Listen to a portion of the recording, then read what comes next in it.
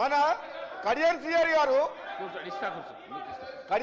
గారు చాలా సీనియర్ నాయకులు.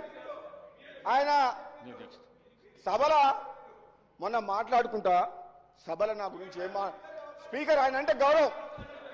కడియం సిఆర్ గారు చాలా సీనియర్ నాయకులు మేధావి. ఆయన అంటే నాకు గౌరవం. మొన్న సభల నా గురించి ఏం మాట్లాడతాడు? నీకు మంత్రి వచ్చేది హోంమంత్రి వచ్చేది లేదు, సచ్చేది లేదా అన్నాడు. అధ్యక్ష, అంత సీనియర్ నాయకుడిని ఒక మాట్లాడుతున్నా మీ ద్వారా ఏమడుతున్నంటే, అదే నాకు వస్తుందా రాదా, మా ప్రభుత్వం ఉంది, అది ముఖ్యమంత్రి అధిష్టానం నిర్ణయం తీసుకుంటుంది, అది వదిలేయండి, అది కళ్యాణ్ సిఆర్ గారు, అది మీ చేతిలో లేదు, నా చేతుల్లో లేదు. కానీ నువ్వు ఒక ఉద్యమకారుడు తాటికొండ రాజయ్య గారికి నువ్వు 2 సార్లు మోసం చేసినావు. ఎట్లా?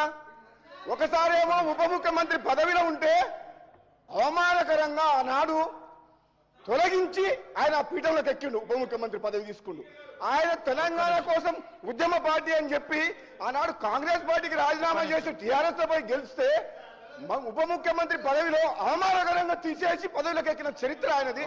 రెండోసారి మొన్న సిట్టింగ్ ఎమ్మెల్యే అయిన తాటికొండ రాజయ్య ఉద్యమకారుడు, ఏనాడు తెలంగాణ కోసం మాట్లాడిన కడియం సిఆర్ గారు మళ్ళీ మంత్రి కావాలన్న ఆశతోటి మళ్ళీ ఆయన టికెట్ ఇవ్వకుండా ఎమ్మెల్యేగా గెలిచి వచ్చిన తర్వాత వాళ్ళ ప్రభుత్వం రాకపోయేసరికి ఫ్రస్ట్రేషన్ లా ఏం మాట్లాడో అర్థం కాక నువ్వు మంత్రి కాదు, నేనైతేనా కాదా తెలియదు, కానీ నువ్వు మాత్రం నీ జన్మన టీఆర్ఎస్ పార్టీలో ఉంటే నువ్వు మంత్రి కావు కడియం సిఆర్ గారు. అది మాత్రం గుర్తుపెట్టుకోను. నా గురించి అట్లా మాట్లాడచ్చు. అధ్యక్ష మీరు ఒక్కసారి రాజగోపాల్ రెడ్డి గారు ఒక్క నిమిషం